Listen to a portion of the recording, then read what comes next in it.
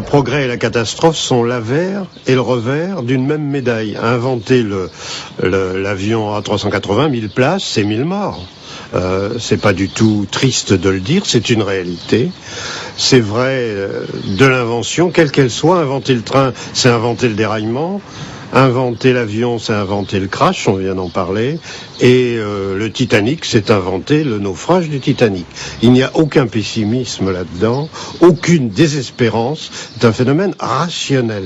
Et c'est un phénomène qui est masqué par la propagande du progrès.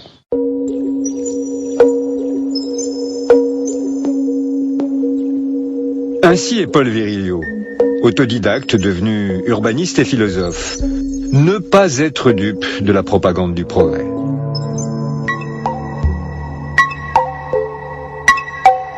Et pour cause, le Titanic, réputé insubmersible, a coulé.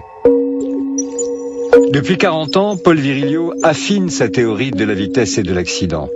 Si tout progrès a son revers, alors la mise en réseau planétaire prépare la scène de l'accident intégral.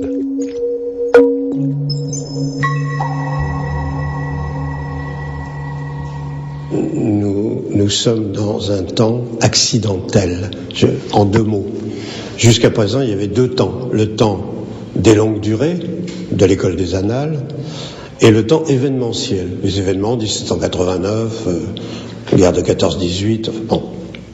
Nous, aujourd'hui, nous avons inventé, du fait de la vitesse de la lumière, nous avons inventé un temps accidentel, c'est-à-dire un instant qui ne participe ni au passé, ni à l'avenir, et qui est foncièrement inhabitable.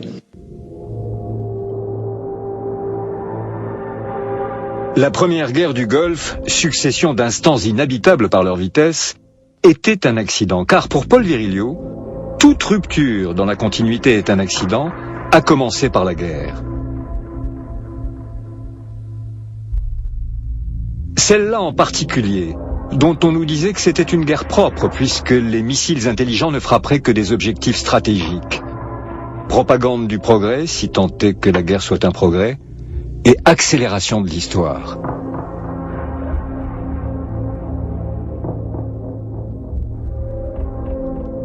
Toute politique, toute géopolitique est aussi immédiatement, du fait de la vitesse, une chronopolitique. L'espace-temps, le continuum espace-temps, c'est géopolitique et chronopolitique. Et aujourd'hui, avec l'instantanéité, l'ubiquité et l'immédiateté, nous atteignons la limite de notre propre pouvoir, avec la menace de déléguer ce pouvoir à des répondeurs automatiques, à des logiciels, à des machines performantes dans l'ordre de cette accélération qui échappe totalement à l'homme.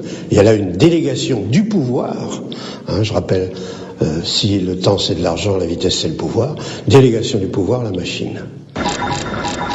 La vitesse de calcul des algorithmes installe un nouveau paysage. La guerre éclair de 1939, celle des 6 jours en 1967, la guerre du Golfe de 1990 en accélération constante, restait néanmoins dans une géométrie connue.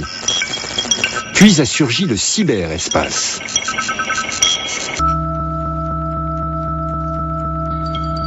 Plus que les blindés, l'aviation, la marine et l'infanterie réunis, les virus informatiques, en quelques minutes, désorganisent et paralysent un État. Ce fut le cas en Estonie. En quelques heures, peuvent gagner la planète, véhiculant l'accident intégral théorisé par Paul Virilio.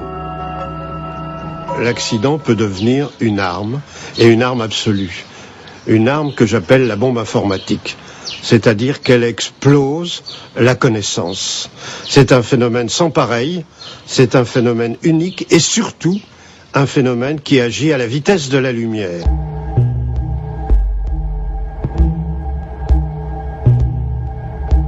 La révolution de l'information en temps réel, c'est-à-dire la communication de cette catastrophe à l'échelle du monde en temps réel, provoque immédiatement une résonance qui peut avoir des effets sur les bourses, des effets sur la paix civile, des effets sur la paix internationale et bien sûr sur l'économie.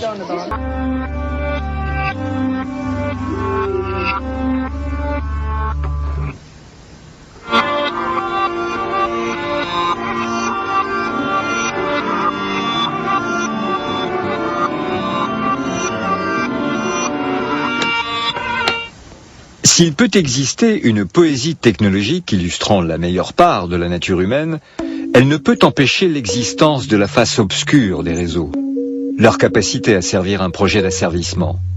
Le meilleur des mondes d'Aldous Huxley n'est pas inéluctable, mais il est possible. En est-on protégé? There's two parts to it. I think there's the knowledge, but there's also, I think, the notion that it's distributed. And that by being distributed, it's much more difficult for centralized control. And I think as long as there's a culture of criticism of ideas, and I think that the distributed nature fosters that criticism of ideas, then I think we're safe. I think as soon as you have a culture where criticism is suppressed, no matter how benevolent or how smart the central control is, mistakes will be made, and there won't be any mechanism for fixing those mistakes. So the idea of a distributed society, I think, is the most robust, safest way forward. Tout paraît absurde aux visiteurs qui débarquent comme moi d'un pays civilisé. Absurde à la mesure exacte de cette absurdité de béton et de fer qui a poussé au milieu de la ville en une seule nuit. Le mur. Le mur, dont la grande voix de Pierre Desgroupes dans 5 colonnes à la une ne savait pas encore en août 1961 qu'il couperait le monde occidental en deux pour 28 ans de guerre froide. Mais si le mur est bien tombé, et si la société mondiale est mieux distribuée, la menace totalitaire n'a pas disparu, invisible, tapie dans la vitesse du monde fini.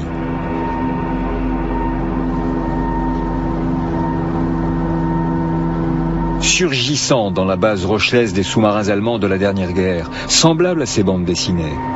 Le dessinateur et scénariste Enki Bilal refuse, comme Paul Virilio, l'angélisme d'un monde idéal que les réseaux et la vitesse réguleraient.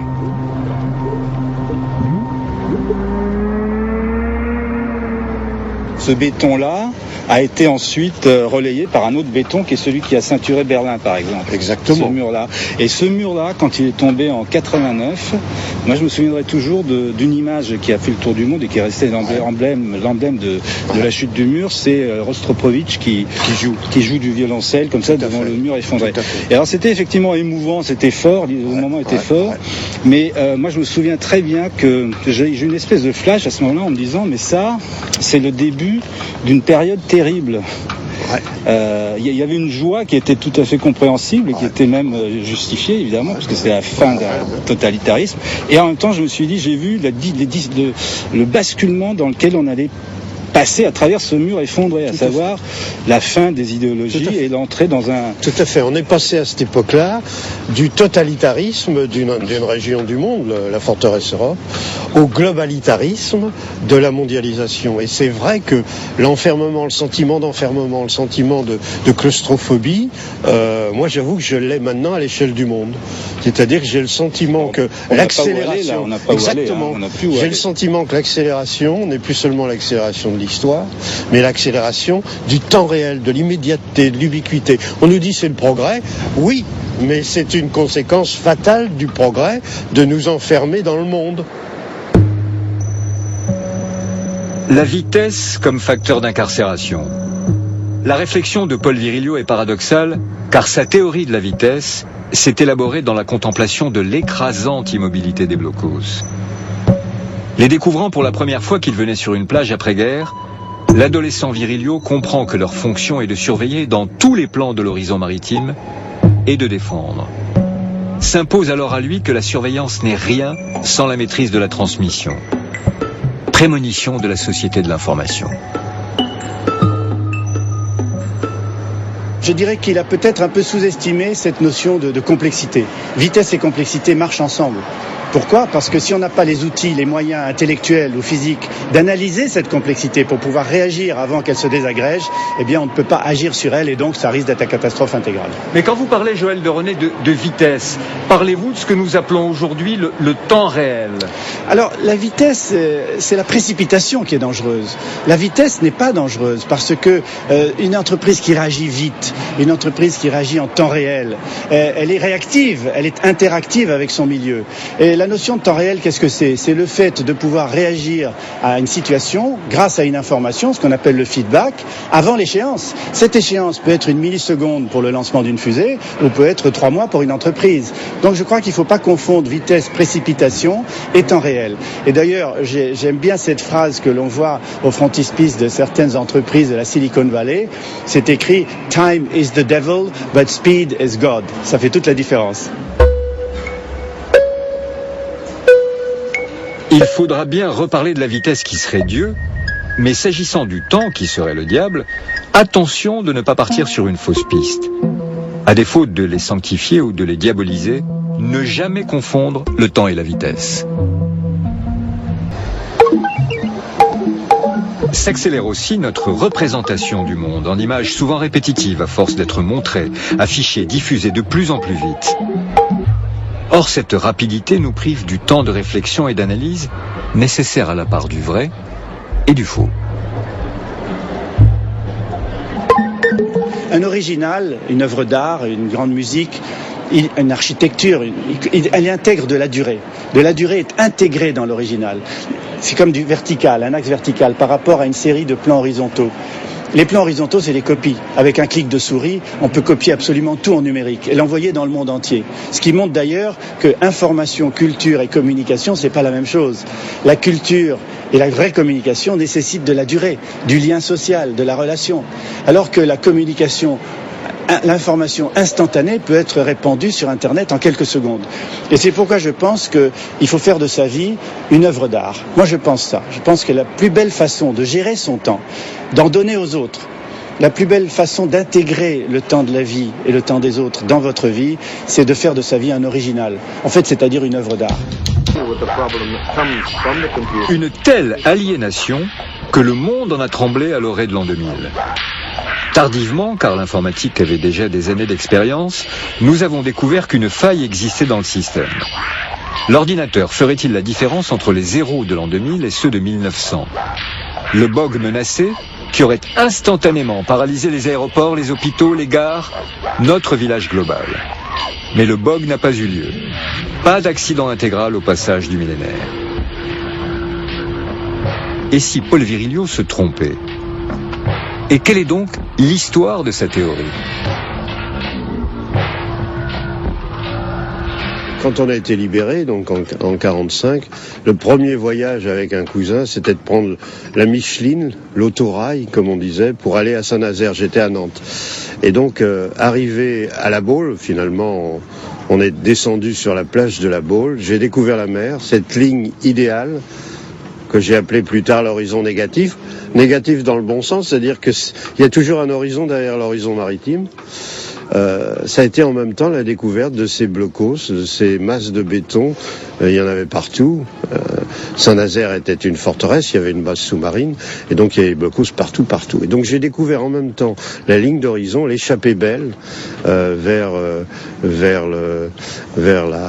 l'Amérique, vers l'autre monde, et en même temps cette inertie des blocos.